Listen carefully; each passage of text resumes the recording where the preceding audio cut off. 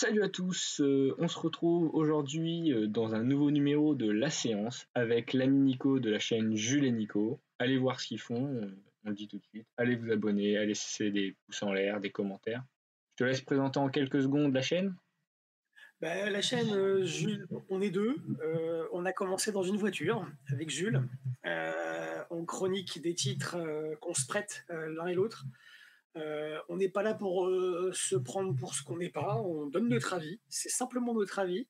Et puis, de fil en aiguille, on a un petit peu étoffé notre chaîne avec différents formats comme le Brock Hunters, comme le Flash Info, qui a repris il n'y a pas longtemps.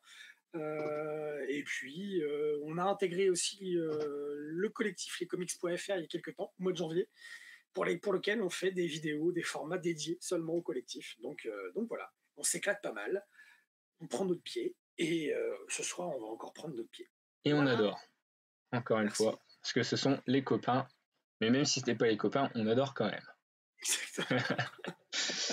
Alors, dans ce deuxième numéro de la séance, évidemment, donc on a un invité, je me répète, mais ça se fera régulièrement, surtout avec le confinement.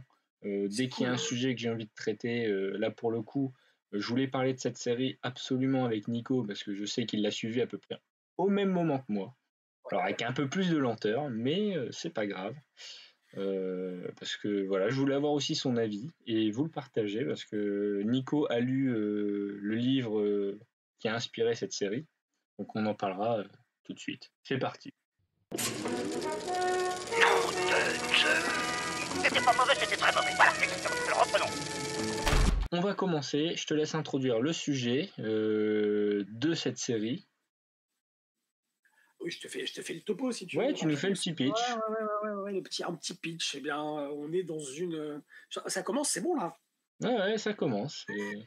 On est dans les années 60 et les Alliés ont perdu la Seconde Guerre mondiale. Donc, c'est-à-dire que les forces de l'Axe, le Japon et les nazis ont gagné la guerre et c'est eux qui se partagent le monde.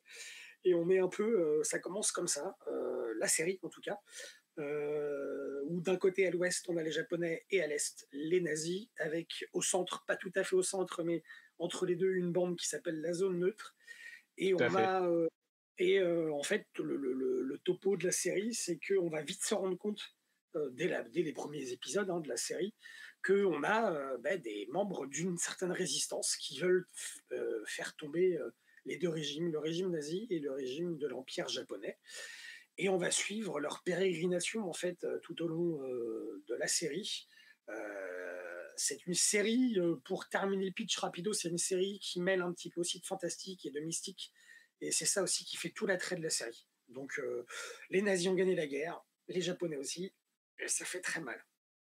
Eh bien, très bon résumé, et je rajouterai juste une chose, évidemment, qui va mener tout le piquant de cette série, c'est qu'on a un bonhomme qui fait des films, enfin du moins c'est ce qu'on nous dit au début, et d'où le nom de l'homme du haut château, le maître du haut château, autant pour moi, je me trompe toujours, c'est fou. Et ce maître du haut château est censé avoir des films, des bobines de films, comme on peut voir sur le côté là, qui diffuse des films d'un autre monde alternatif, où on peut voir les Alliés gagner, donc les Américains en l'occurrence, mais aussi tout plein d'autres films avec des personnages qu'on retrouve dans cet univers où l'Axe a gagné au final. Et on retrouve ces mêmes personnages qui viennent en fait au final de réalités alternatives. Donc ça, dans la série, c'est quand même introduit assez tard cette histoire de réalité alternative. Pas les films, les films sont introduits dès le début. Et cette histoire de pouvoir transvaser, passer d'un monde à l'autre, elle arrive tardivement. Oui, tout à fait. Et dans le livre, c'est quelque chose qui a une toute petite partie aussi dans le bouquin. C'est vraiment très petit. C'est ça. Et voilà. Et donc dans ces films, et donc sur ces bandes de films, on a donc ces films qui a priori seraient des films de propagande contre les nazis et les Japonais. Mais du coup, on vous a un petit peu spoilé. Mais bon, la série date de 2014, je crois, la première saison. Là, ouais, et elle s'est Alors, terminée on en spoilera pas à la fin, mais elle s'est terminée en décembre 2018. dernier. Enfin, 2019. 2019, autant pour moi. Ouais, c'est ça. Donc, moi, ça faisait un bout de temps qu'elle me faisait de l'œil. Je l'avais entamé une première fois et j'avais pas réussi à rentrer dans le fil.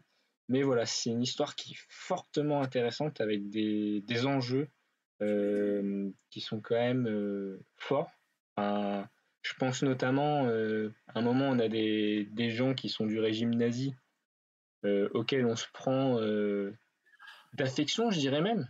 Ouais, c'est clair.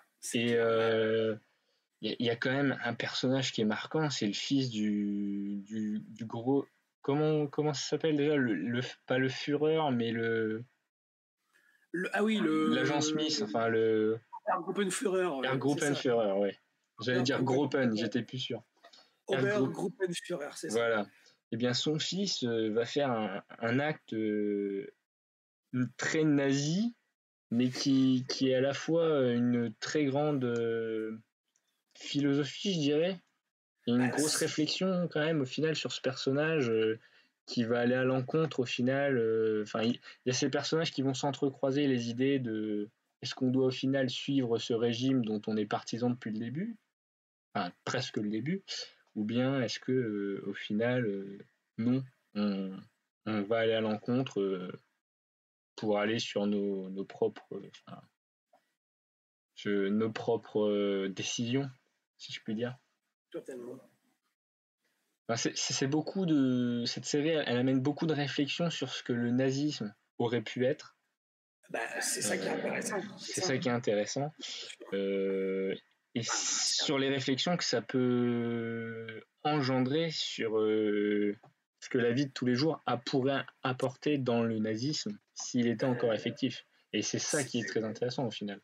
C'est-à-dire que ce que tu disais il y a 2 minutes, c'est que voilà, déjà par rapport à ça, c'est super intéressant. On en parle souvent avec Jules, toute proportion gardée, c'est-à-dire que faut qu'on soit clair, on n'adhère pas du tout oui, non, mais tout à fait. à ce genre d'idéologie. Non, mais on en a parlé récemment. De toute manière, il y a cette mystification au final. C'est fascinant parce que tu te prends d'affection effectivement pour des personnages qui sont d'horribles ordures, mais c'est des personnages qui sont tellement bien écrits et en plus bien joués, parce que je trouve que les acteurs sont l'agent Smith, c'est une tuerie. Ce mec, il te fait froid dans le dos. Hein. Il fait froid dans le dos, mais on a envie qu'il s'en sorte jusqu'au bout. Mais je suis d'accord. C'est flippant d'ailleurs. Et comme je disais, on aperçoit en fait ce qu'aurait été le monde, ce qu'aurait pu être le monde si les nazis avaient gagné. Et c'est flippant quoi. Ça me fait flipper quoi. Enfin, moi, ça me fait toujours.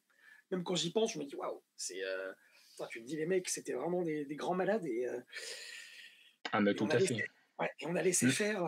Mais en l'occurrence, en rebondissant sur ça, moi, il y a le personnage de. Le japonais qui est ministre de l'économie, si je dis pas de piste. Tagomi, justement. Merci, les noms me reviennent plus. Ça fait un petit mois que je l'ai fini, la série. Donc, le ministre Tagomi est fort intéressant. On se lie d'amitié très vite avec ce personnage, même si on ne côtoie pas plus que ça. Mais il est d'un calme, contrairement aux autres japonais. Et on sent pas venir qu'au final, il va pas forcément aller dans le sens du Japon sur la première saison. Non, on le sent pas venir parce que c'est par rapport à sa relation qu'il a avec Juliana Crane, qui est Tout à fait, mais qui nous sera dévoilée bien plus tard. Mais ça, on n'en dira pas plus. Mais c'est des personnages comme ça, en dehors des résistants auxquels forcément on se prend d'affection et qu'on a envie de les soutenir. Ça, c'est une évidence. Encore une fois, je le répéterai, comme tu l'as dit tout à l'heure. Le mythe nazi et même japonais, moi je me suis découvert le mythe des Japonais qui gagnent. Je me suis découvert à dire waouh, c'est génial, dans le sens où c'est un mythe comme on adore voir les nazis comme grands méchants au final.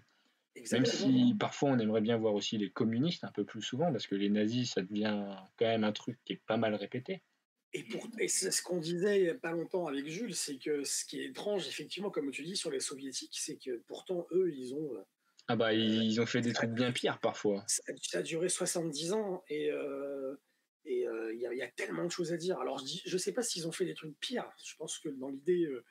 Mais tout crime se vaut, on est d'accord. On est d'accord. Mais pour revenir à ce que tu disais sur les résistants, il y a ce que j'aime dans cette série, c'est que quels que ce soit les résistants, les Japs ou les nazis, on a un côté où on se prend d'affection pour les trois, et parfois, par certaines actions qu'ils font, on se dit putain. Et même les résistants, il y a des moments, je sais pas toi, mais moi, il y a des moments où je me dis putain, ouais, non, là, c'est pas. Ouais, c'est pas logique. Et c'est pas cool, c'est pas. Tiens, il y a un moment donné où on se dit putain, non, ils vont pas le faire. Et en fait, ils le font, et c'est ça qui est génial, c'est qu'ils poussent. Tout à fait. Ils poussent alors à son paroxysme le côté émotif qu'on peut avoir, et dans les deux sens, quoi. Ah ouais, non, mais je suis bien. Une espèce d'ascenseur émotionnel qui est génial dans cette série, et je conseille vraiment les gens qui l'ont pas vu encore. Enfin, c'est le propos de la vidéo qu'on fait là tous les deux, mais tout à fait. De voir cette série, de se faire son propre avis, de voir la série, parce que plus elle est belle esthétiquement. Esthétiquement, il n'y a rien à dire. Il me semble que c'est Ridley Scott qui bosse dessus, qui supervise du moins derrière. Donc oui, moi ce que j'adore, c'est le générique. Enfin, je vais pas le cacher. Je voulais aussi parler de cette série parce que le petit clic qu'on entend au début du générique, qu'on retrouve dans mon générique de la séance de Mister No, je l'ai pris parce que il valait le coup. Le film, enfin la série, pardon, elle parle d'un film, bien sûr, de plusieurs films comme tu disais, et donc effectivement le générique, c'est en fait comment on appelle ça, c'est une bobine au final du projecteur. Une projection qui est en route, effectivement, ouais. Exactement. Et moi le générique, je le trouve magnifique avec cette musique, avec des paroles qui parlent d'Edelweiss, un peu germanique, mais au final sur un fond d'hymne américain. Enfin, je trouve ça mortel. Totalement. Mais en revenant sur ce que tu disais sur les personnages, même aussi bien de tous les camps, moi ce qui me surprend toujours sur cette série, et ce qui m'a toujours surpris sur chaque épisode de fil en aiguille, c'est que tu as des personnages qui au final tu te poses toujours la question dans quel camp ils sont, et qu'est-ce qu'ils vont faire, est-ce qu'ils vont se retourner leur chemise, et c'est éternellement comme ça sur certains personnages, tu te dis. Et il y en a, tu dis, est-ce qu'ils vont le faire? Et au final, ils le font pas, et inversement. Enfin bon, c'est. On parlait tout à l'heure de John Smith, l'Obergruppenführer John Smith. Lui, constamment, on a, et dès le début, tout à fait. La série, on a en tant que spectateur l'impression qu'il va basculer, et en fait, non, il revient. Parce qu'il a des failles, il a des grosses failles, il faut le dire. Et c'est ça qui en fait un personnage attachant, parce qu'il est fragile, et que sa fragilité, elle vient non seulement de sa position, mais aussi de sa famille, son entourage, qui est hyper important.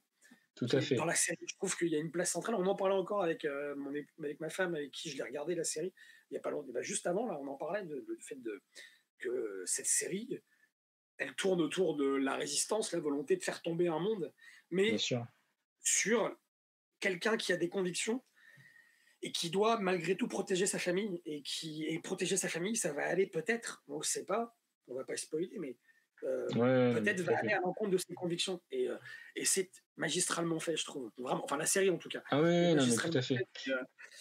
Et voilà, Après, moi sur cette série, il y a quand même un truc qui me chagrine. Enfin, je vais quand même le dire, parce que bien que j'en pense beaucoup de bien, il y a quand même quelques détails où je me dis c'est pas parfait.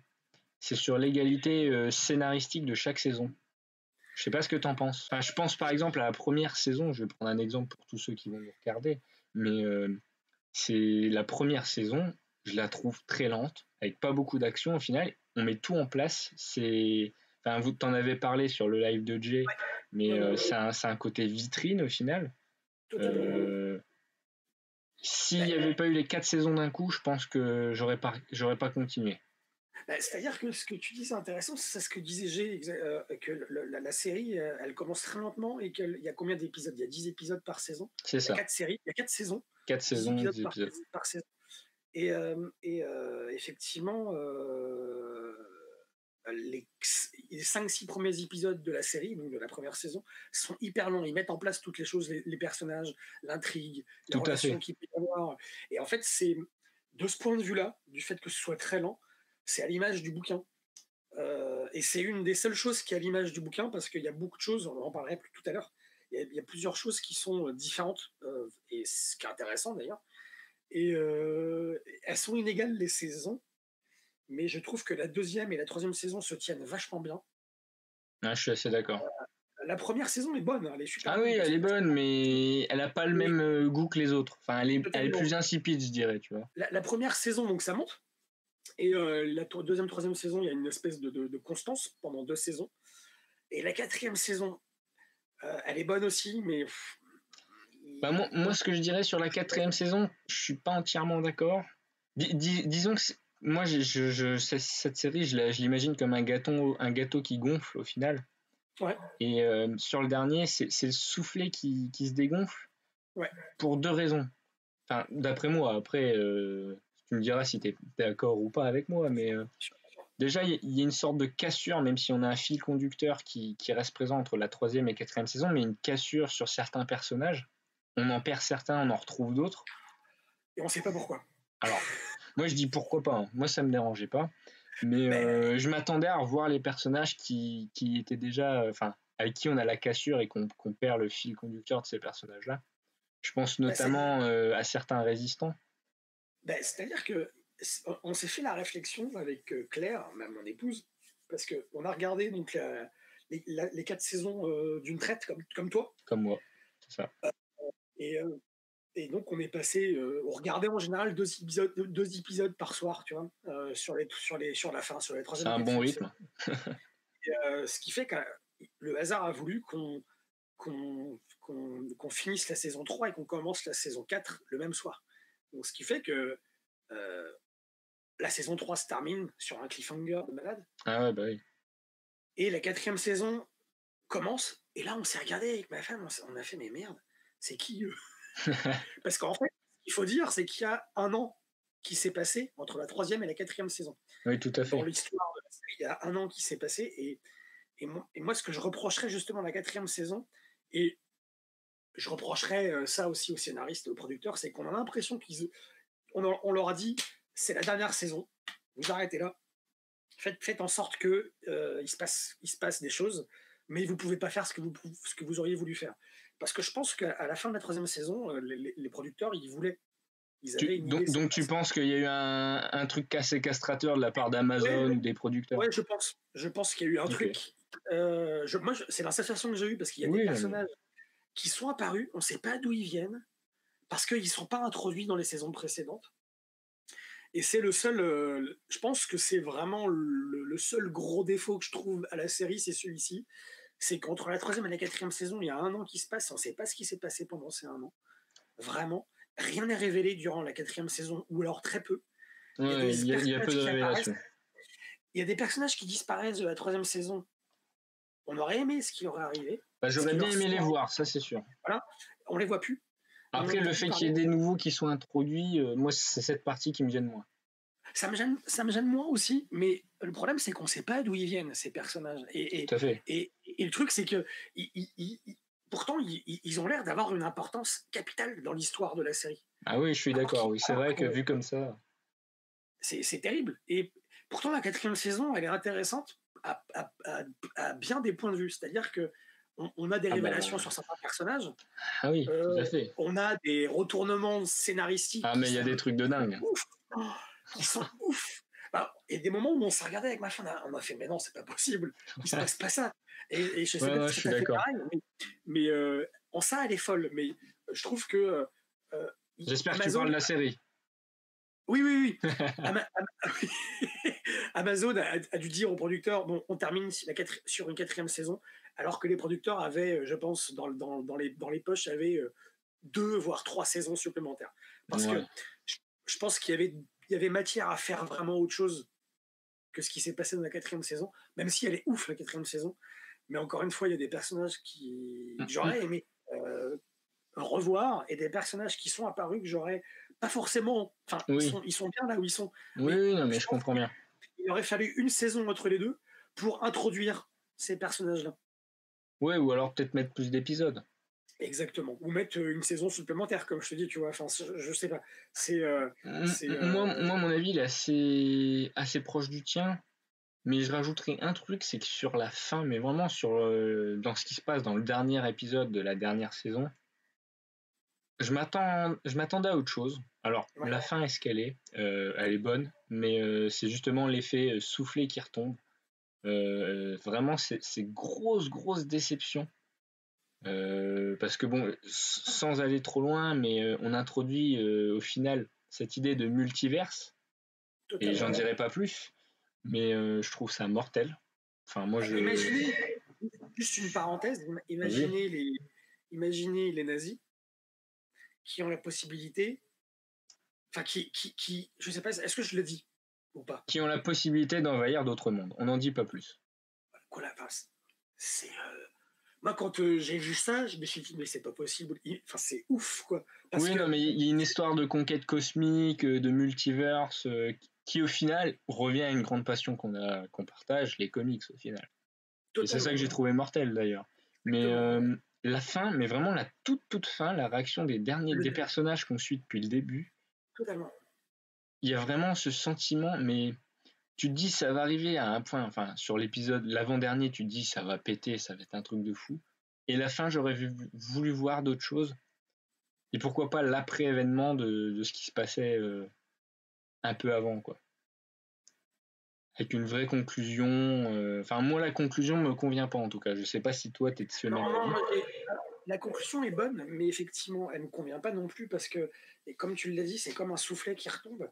Et ça rejoint donc ce que tu dis et ce que je disais tout à l'heure, du fait qu'on a la sensation que c'est une fin.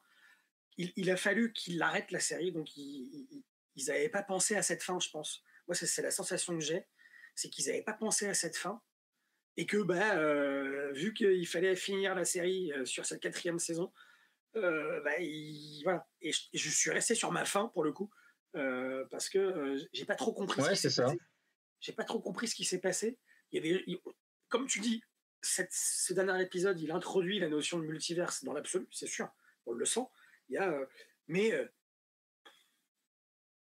j'aurais aimé Ah que bah ça se oui, fasse. non, mais c'est... Enfin, pour... On a toute la 4e saison, effectivement, ça monte, et puis parce que par rapport aux révélations qu'on Ah, a mais sur tout à un fait. personnage en particulier, et, euh, et paf, à la fin, ça se finit comme ça. C'est ouais. Bon. Je pense qu'on a fait le tour. T'as autre chose à Mais je rajouter pense sur qu'on a, cette série?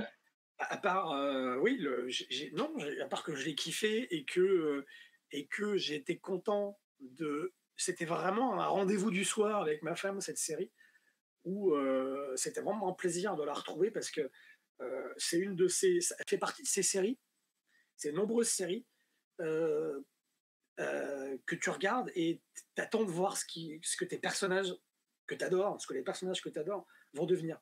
T'attends de voir ça. Et du coup, Et, petite question. Si tu oui, avais le choix entre quatre notes, disons de nul, pas mal, très bon ou excellent, qu'est-ce que tu mettrais pour cette série-là? moi, je mettrais très bon. Très bon. Je Je mettrais suis très du bon même avis.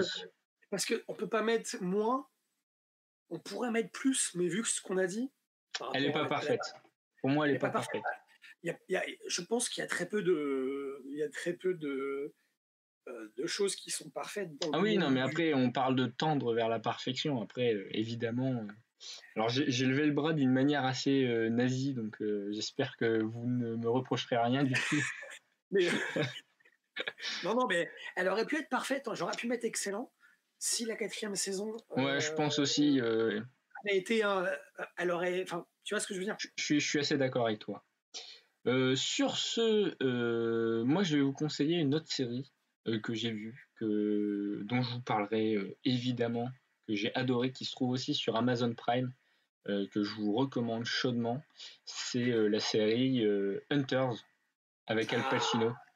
Je sais pas si tu l'as déjà vu encore ou pas, En fait, pas encore. j'ai vu la bande-annonce, c'est une des prochaines séries que je vais regarder sur Amazon Prime. Mais ça reste sur la thématique des nazis, mais cette fois, ils sont pourchassés. Et donc, j'en parlerai prochainement.